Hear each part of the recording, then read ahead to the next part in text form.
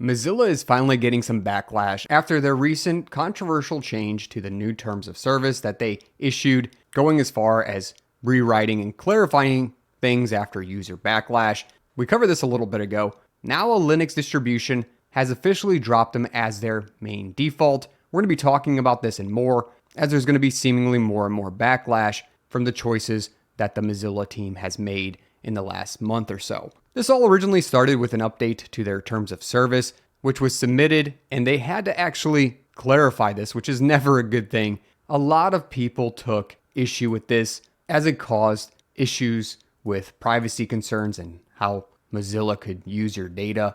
That led to a lot of people thinking about making a switch from their default web browser, including things that are even based off of Firefox, like WaterFox or Florp. But other suggestions are Vivaldi, Brave, and Zen, or LibreWolf. And there's been a lot of talk about this, including Mental Outlaw and some ordinary gamers, calling it the worst Firefox update ever, and getting over 500,000 views in a few days. Mudahar from Some Ordinary Gamers even said you should stop using Firefox. And this one also got close to 500,000 views as well. So people are definitely taking notice and starting to think about making the switch. And that's exactly what Zorin OS did. For their 17.3 release, the popular Linux distribution for people making the switch between Windows and Linux called for new features, stronger privacy, and an even easier user experience. The stronger privacy is the emphasis here. This follows Mozilla's controversial new terms of service for Firefox,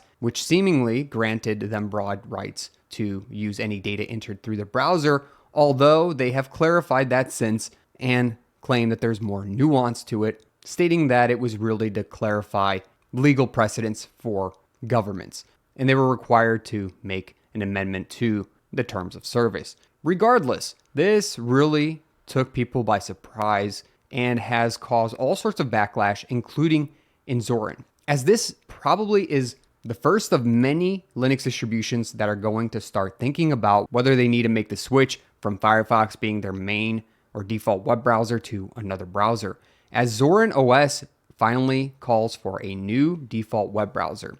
And why is that the case? Well, we're going to read through that. But before we do, make sure to smash that like button if you enjoy videos like this. Also, think about subscribing below. YouTube can get finicky and you wouldn't want to miss another video like this.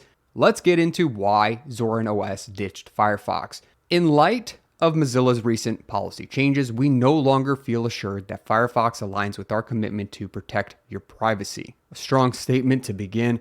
This prompted us to revisit the choice of default web browser in Zorin OS 17.3. When considering an alternative default browser, we set the following requirements, and those include free and open source software, a general purpose full-featured web browser. It should support common use cases, including playing copyright protected content from popular streaming services. It has to be privacy respecting. This is probably a very big one that pushed the team at Zorin over the edge with Firefox. Anyways, popular and recognizable, mature and well-maintained. This is especially important for reliability and the quick availability of security patches. So in a definite win for Zorin, they had some consultation with their user community. So now we get a feel for what the users of Zorin are wanting, because they narrowed their selection down to one option. The new default web browser in Zorin OS is Brave. It introduces a plethora of features to preserve your privacy and take back your control.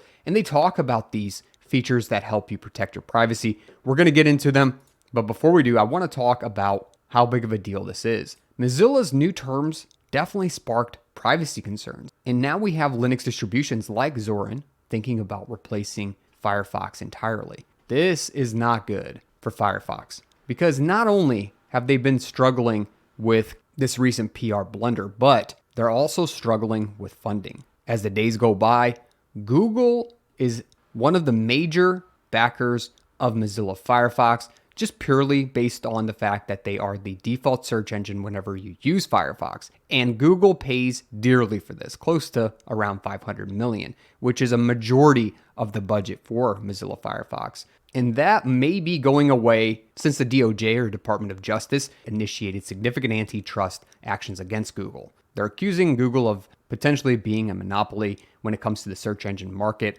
and engaging in anti-competitive practices. Depending on the proposed remedy, which may be that Google needs to divest its Chrome browser and parts of its advertising business to restore competitive balance, well, that's definitely going to affect what happens at Firefox, as they will probably lose the massive funding that they once had. That, with these privacy concerns, are going to be an uphill battle the next few months. Continuing on, why choose Brave as the default web browser here in Zorin? Well, they said it shields against trackers and fingerprinting to protect you from online surveillance. It has private browsing powered by Tor for enhanced anonymity, built-in ad blocker for cleaner and more intentional browsing experience, and automatic blocking of third-party cookies and cookie banners.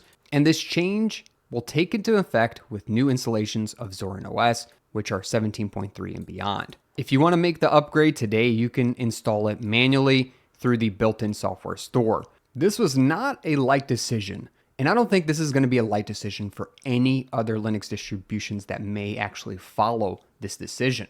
As people are listening to the community, the Firefox sentiment seems to be unfavorable at this point, as a strong majority of people seem to be supporting this switch to Brave, and many users made the switch already to Brave from Firefox even before Linux distributions start trend setting and trying to push this change on their users. Again, it'll be interesting to see if more distributions follow suit and start asking their community what the default web browser should be. Of course, there are some hesitations about Brave. We're going to get into those, but I do want to talk about a bit of an update, as Nick from the Linux Experiment talked to a Mozilla employee. I actually watched this entire interview. It's interesting, and it's called Clarifying What's Happening at Mozilla, an interview with Ryan Sipes from Thunderbird. Even though Ryan seems to be a main project manager or lead on the Thunderbird team, he was passionate about what had happened with the rollout of the terms of service and gets into how it actually all unfolded and why. Nick presses him very hard during this interview, and I really appreciated what he did. I suggest everyone to go watch. I'm going to post a link in the description below to this interview. For those of you who haven't seen it already, it's definitely worth checking out. Now, I do want to talk about Brave browser a little bit, because there are other options we can make instead of using something that's Chromium based. There's LibreWolf, Florp, and WaterFox, which are Firefox based. But the problem is if Firefox for some reason does become a sinking ship, well, all of those may go with it, because things like WaterFox, being based on Firefox, really rely on the security updates coming from the main Firefox branch in order to fix those vulnerabilities with the patches that Firefox actually gives out. So that may be an issue for a lot of people. You may have to get away from any browser that is based off Firefox. Anyways, I want to talk about Brave here because a lot of people don't discuss the obvious crap, which is it's a little annoying as it seems to be a little bloat by default. As Brave by default has some bloat, or at least what I think is bloat, and it ships with crypto ad features unless it's disabled, which I personally do disable. But you can see different things like their Brave wallet being peddled to you, different types of cryptos, and just all sorts of things for the keyword Web3 and NFTs all being thrown at you, which again, it's easy to just fix that, but I don't like the default being ads getting constantly thrown at you whenever you start your browser up that you should get some new wallet or look at some crypto exchange. Regardless of all of that, it is a wonderful browser, at least to consider after Firefox's terms of use blunder. I take this away as a turning point in the Linux desktop browser scene, as a lot of Linux distributions use Firefox as their default web browser. I think we're going to see more and more starting to at least contemplate whether or not they're going to use it anymore, and we might see Brave becoming the default on a lot of these with a balance of privacy, performance, and ad blocking. Again, we have a little bit of issue with the fact that they're sporting all those ads, especially when it comes to crypto, but it's not good for all of those users who want to remain wary of Chromium-based browsers. It's becoming harder and harder to find a security and privacy-focused web browser that's not based on Chromium at this point. It'll be interesting to see what Ubuntu does here soon, and other large players in the Linux distro space. Let me know what you think about Zorin moving over to Firefox. Is it warranted? Are we blowing things out of proportion at this point? I'd love to hear from you. Also, thanks for watching to the end of the video. You're a true fan. If you haven't already, subscribe below. You wouldn't want to miss another video like this. Also, smash that like button on the way back up. Catch me in a great community on Discord, and I'll catch you in another video. Thanks for watching. Linux can be hard to understand, but I take the most commonly used terms, commands, and subjects in Linux and I break them down into simple to read documents, including Linux terms, flashcards, a checklist, a cheat sheet, and a mind map. And if you're ready to level up your Linux experience and knowledge, go to SavvyNik.com now and get access to these sheets.